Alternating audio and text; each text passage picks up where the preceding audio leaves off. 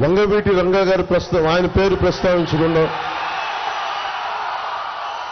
అన్ని సామాజిక వర్గాల అభిమాన నాయకులు, వారి అబ్బాయి నా సోదరుడు వంగవీటి రాధా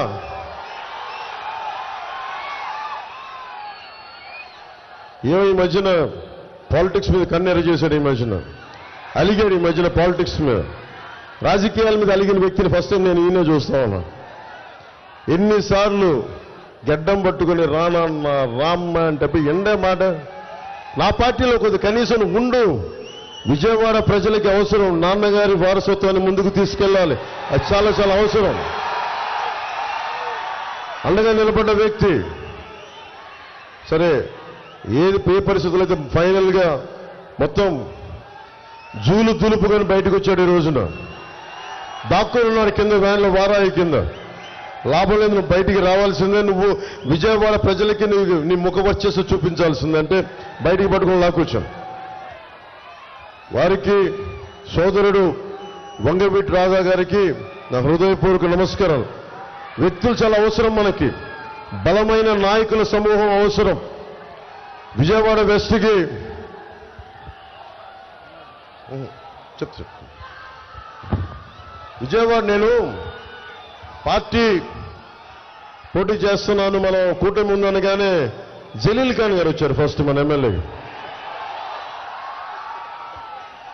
జలీల్ ఖాన్ గారికి నేను తెలియకపోవచ్చు, కానీ చిన్నప్పుడు నాకు జలీల్ ఖాన్ గారు తెలుసు చిన్నప్పటి నుంచి. ఇక్కడ మాచవరంలో మా పెద్దమ్మ వాళ్ళు ఉండేవాళ్ళు, మరి ఇప్పుడు దర్శకుడిగా ఉన్నాడు మెహర్ రమేష్. మేమందరం ఇక్కడ మాచవరంలో నేను వచ్చేవాడిని, ఎప్పుడు సమ్మర్ హాలిడేస్కి వచ్చేవాడిని, వేసవి సెలవులకి వచ్చినప్పుడు చాలా నాకు అద్భుతంగా ఉండేది. అలాంటి కొండల్లో మాచవరం కూడా అలాంటి కొండ అనుకుంటే అక్కడికి వెళ్ళేవాడిని. అలాంటి సమయంలో మా పెద్దమ్మ అల్లుడు ముఖ్యంగా మాకు జలీల్ ఖాన్ గారి దగ్గర పనిచేసేవారు. ఆయనకి వ్యాపారంలో కొంత భాగస్వామ్యం పనిచేసేవారు ఆయనతోటి. అలా నాకు జలీల్ ఖాన్ గురించి ఎప్పుడు వినేవాడిని. అలాంటి జలీల్ ఖాన్ గారు వచ్చి మీరు అవకాశం ఇస్తే నేను వెస్ట్ నుంచి పోటీ చేస్తానంటే నాకు నిజంగా తెలియదు. కూటమి అన్ని కూర్చొని పెద్దలందరూ కూర్చొని మాట్లాడాలి.